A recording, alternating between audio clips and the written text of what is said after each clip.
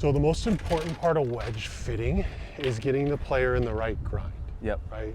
So when you talk about like finding the right grind, it's about how it works around the greens, right? When you're trying to slide the club under the ball.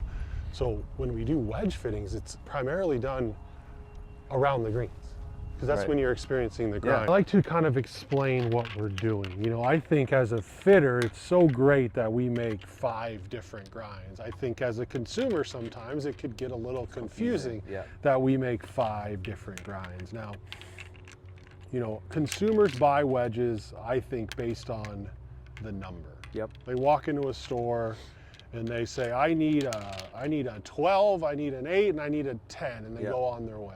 Definitely. You know, I think the better way to think about it is you should buy wedges based on the letter. Right? Okay. And the letter's the grind. That's the most important part. The letter is the shape of the wedge. You know, when you hand a tour player a wedge, they look at it like this, right? There's a picture of Adam Scott at Riviera looking at his new wedge, and he's doing this. He's looking at the grind. And then they set the club down, and then they open the face. And that's when they're really experiencing the bounce, Yeah. or the grind, right? Because all these wedges, they all have, you know, a good amount of forward bounce, but then they have the grind in the back or the trailing edge relief, depending on how you use it, right?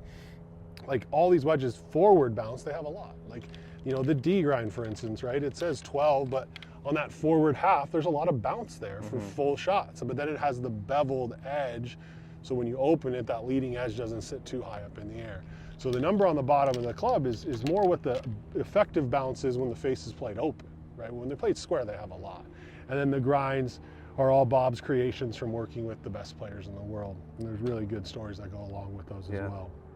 What I like to do is the way Bob likes to do it, and he's kind of the legend at it. So we call it the blind grind test, right? It's the way I fit wedges every single time, because I think it's fun. Bob says it's really corny, but you don't choose the wedge chooses you. And you know, if you picked a wedge at the store, a lot of players pick a wedge based on which one they think looks the best instead of what they think performs the best.